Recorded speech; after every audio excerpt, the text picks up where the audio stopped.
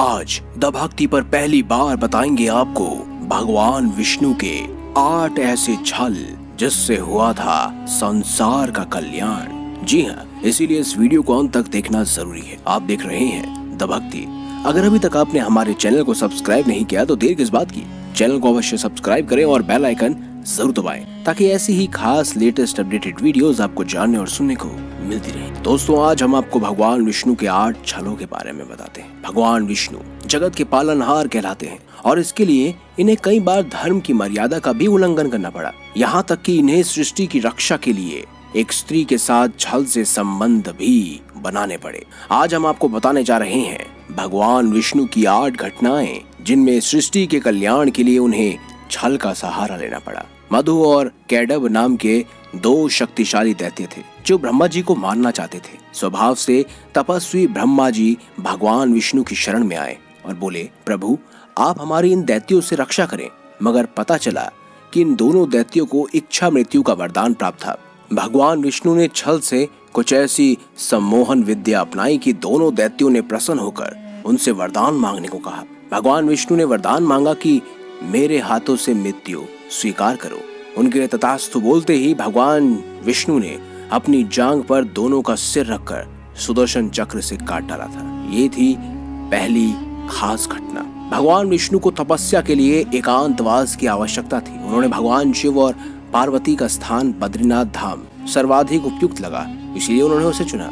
तब विष्णु ने शिशु अवतार लिया और बद्रीनाथ स्थित शिव की कुटिया के बाहर आकर रोने लगे। बच्चे की रोने की आवाज सुनकर माता पार्वती आई और उसे दूध पिलाया और कुटिया के अंदर ले गए। जाकर वहां पर उन्हें सुला दिया। शिव जी के साथ स्नान करने चली गई। वापस आने पर देखा कि दरवाजा अंदर से बंद था। पार्वती जी ने बच्चे को जगाने का प्रयास किया तो बच्चा नहीं जागा। अब शिव जी ने कहा कि अब उनके पास 2 ही विकल्प हैं, या तो यहाँ की हर चीज को जला दिया जाए या फिर कहीं और निवास किया जाए। बच्चे के अंदर सोने के कारण वह उस कुटिया को नहीं जला सके। अंत में उन्होंने बद्रीनाथ छोड़कर केदारनाथ में अपना निवास स्थापित किया। दूसरी घटना। अब है तीसरी घटना। त्रेता युग में बलि नाम का दैत्य भगवान विष्णु का परम भक्त था। आकाश, पाताल, पृथ्वी, लोक और उनके अधीन थे, जिससे दुखी होकर सभी देवताओं ने भगवान के पास जाकर उनकी स्तुति की। भगवान ने वामन अवतार लिया और एक छोटे से ब्राह्मण का वेश बनाकर उन्होंने राजा बलि से 3 पग पृथ्वी मांगी। राजा बलि के संकल्प करने के पश्चात भगवान विराट ने रूप धारण किया और 3 पगों में ही तीनों लोगों को नाप लिया। अब राजा बलि को सूतल क्षेत्र में भेज दिया गया।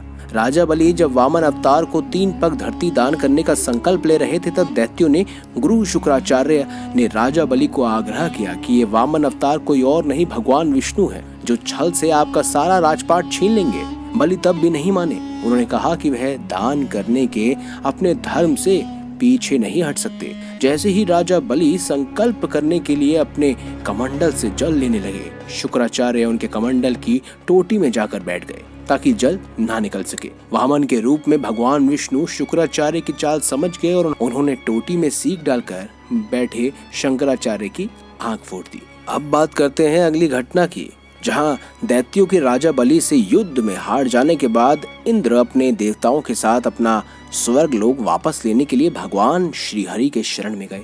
श्रीहरि ने कहा, आप सभी देवतागण दैत्यों से सुलह कर ले। उनका सहयोग पाकर मंदराचल को मथानी और वासु की नाक को रस्सी बनाकर क्षीर सागर का मंथन करें। समुद्र मंथन से जो अमृत प्राप्त होगा उसे पिलाकर मैं आप सभी देवताओं को अजर अमर कर दूंगा। फिर समुद्र मंथन करने पर अमृत निकला तो सुर और असुरों से दोनों में आपस में झगड़ा कि अब कौन पिएगा। उससे पहले निकला था विष, जहां पर भगवान शिव की तपस्या कर देवताओं और राक्षसों ने उनसे आग्रह किया और भगवान शिव ने उस जहर को यानी उस विष को ग्रहण किया।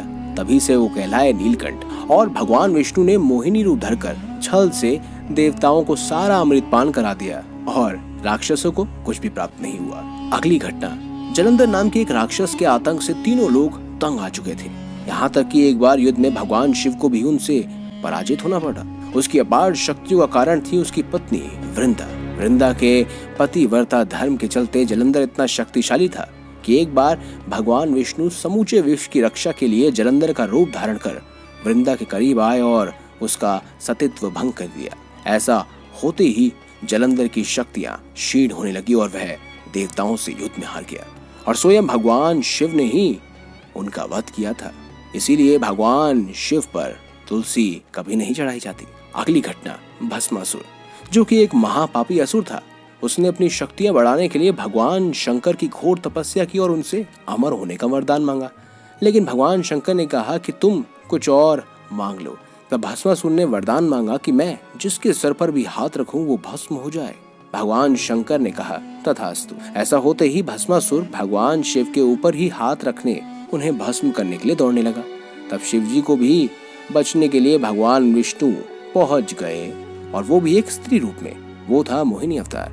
भगवान विष्णु ने भस्मासुर को ही मोहपाश में फंसाकर उसका हाथ ही उसके सर पर रखवा दिया, जिससे उस समय ही वह भस्म हो गए। अब बात करते हैं अगली और आखिरी घटना की। भगवान विष्णु ने जब एक बार नारद मुनि के घमंड को दूर करने की लीला रचाई थी। दरअसल दोस्तों, राह चलते नारद जी को सुंदर कन्या मिली और उसने उन्हें अपने स्वयंवर में आने का निमंत्रण भेजा। अब नारद जी भगवान विष्णु के पास गए और बोले, मुझे अपना जैसा सुंदर बनाने के लिए हरि का रूप प्रदान कीजिए। भगवान ने ऐसा न करते हुए उन्हें वानर का रूप दे दिया। जैसे ही वह स्वयंवर में पहुंचे, सभी लोग उन्हें देखकर हंसने लगे। नारद जी को कुछ समझ नहीं आ रहा था कि सब क्यों हंस रहे हैं।